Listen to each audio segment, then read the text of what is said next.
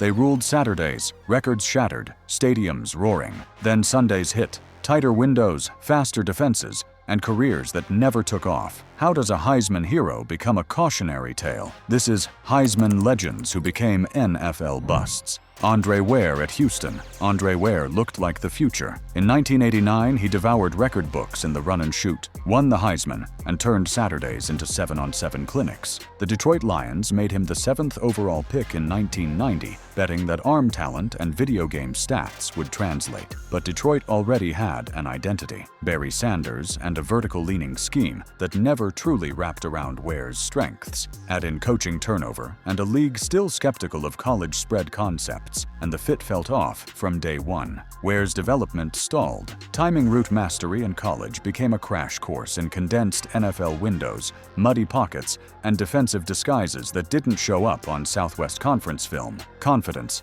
and rhythm, so easy in Houston, never settled in the pros. Over 4 seasons, opportunities came in spurts, not sequences. It's hard to grow when your reps arrive in fragments. The story isn't that Ware couldn't play, it's that he entered a league and a roster not ready to scaffold his style. In a different era, today's spread-friendly NFL, maybe the outcome changes. Back then, he became an early, painful reminder that scheme fit can make or break gifted passers. Gino Torretta. Gino Torretta's 1992 Heisman at Miami capped a run as the cool-blooded pilot of a juggernaut. He handled pressure, distributed to a galaxy of speed, and won constantly. But the NFL is a projection business, and evaluators were split on Torretta's ceiling. Lacking elite arm strength and twitchy movement, he slid to the 7th round in 1993. That draft status matters. The long leash given to top picks simply doesn't exist for late-round flyers. Torretta bounced between teams: the Vikings, Seahawks,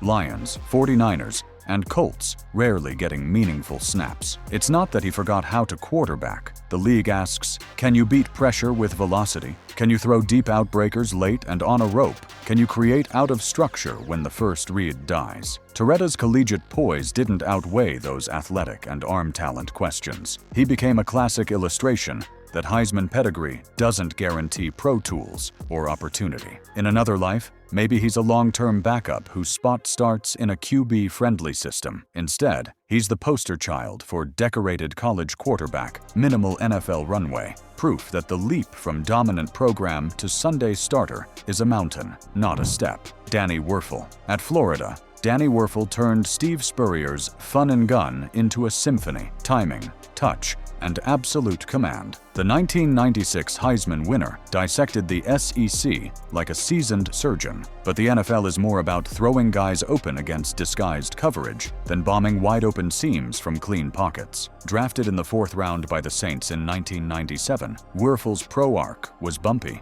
then briefly hopeful when Spurrier arrived in Washington years later. The problem: NFL pass rushes do not resemble college ones, and protection in Washington collapsed under the weight of a college-to-pro scheme transplant. Wuerffel was tough and competitive, but the combo of longer developing concepts, porous blocking, and a league teeming with elite athletes made everything harder. His strengths, anticipation, accuracy, and rhythm can work on Sundays, but you need the right infrastructure. He never quite got that extended, stable runway. After spot duty across several teams, Wuerffel's NFL run ended short of expectations. Yet his story also includes immense off-field impact through humanitarian work. Proof that bust only measures a player against pro hype, not the person or the college legend he truly was. Eric Crouch. Nebraska's Eric Crouch was pure electricity. The 2001 Heisman winner ripped option defenses to shreds, blistering speed, fearless keepers, big moment poise.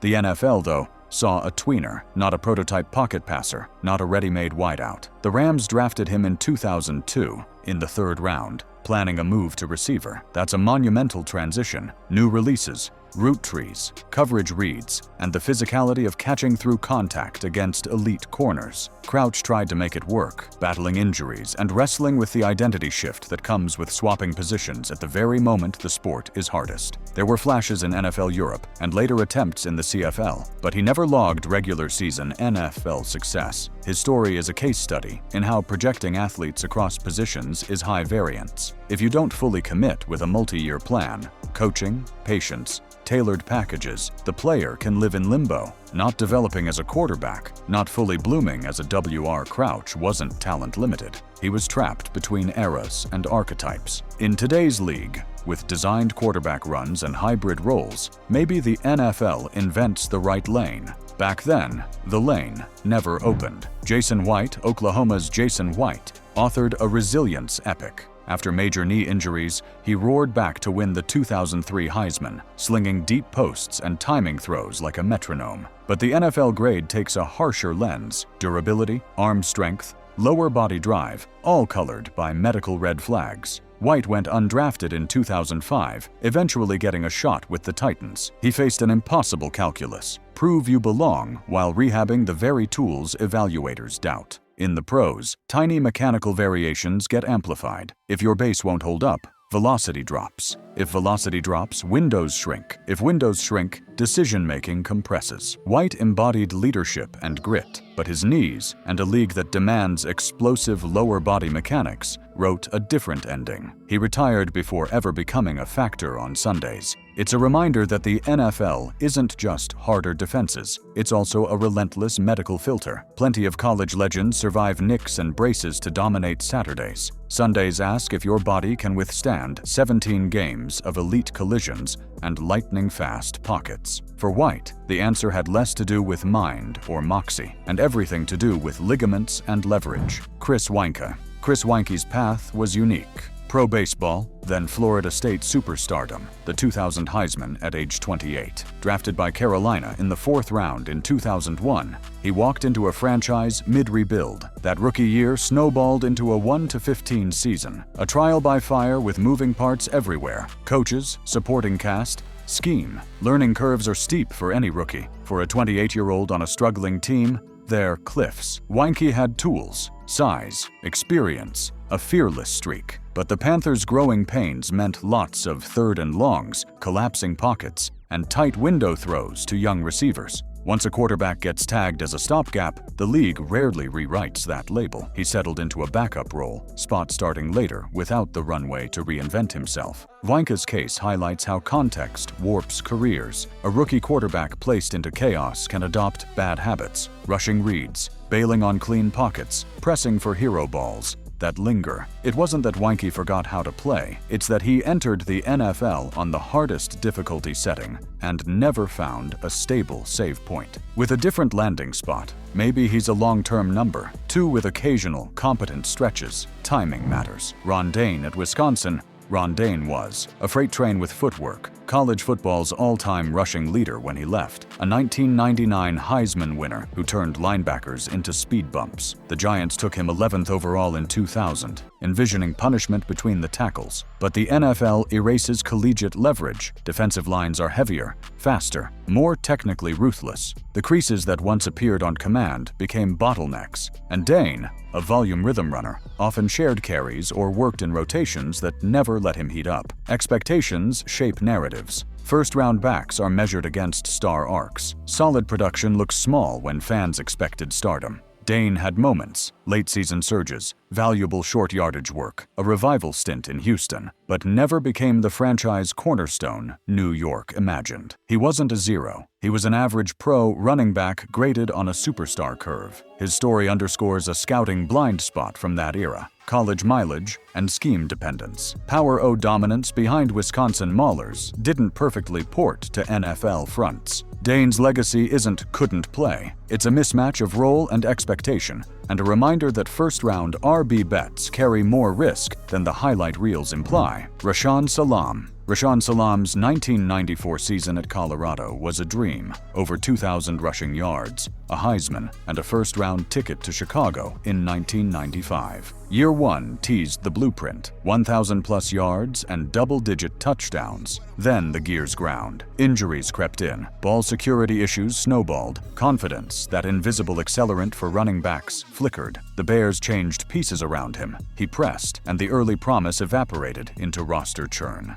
Salam's arc is heartbreaking because the rookie tape proved the NFL door was open, but durability and consistency are the hidden currencies of pro longevity, and he struggled to bank either. Even talented backs can find their roles shrinking in a league that drafts replacements every April. When you're a first-rounder, the fall feels steeper. The spotlight doesn't dim as you fight for carries. Salam's life after football and his tragic passing years later remind us there are human beings beneath the stat lines. As an NFL story, he represents how quickly a promising start can skid when health, confidence, and circumstance stop cooperating. As a college legend, he remains electric. The gulf between those truths is where bust labels live. Johnny Manziel. Few college players ever owned the zeitgeist like Johnny Manziel. The 2012 Heisman winner at Texas A&M wasn't just good, he was a phenomenon. Script-flipping scrambles, moonball touch, and a swagger that sold out stadiums. The Browns drafted him 22nd overall in 2014, hoping to bottle that lightning. But the NFL punishes loose processes, study habits,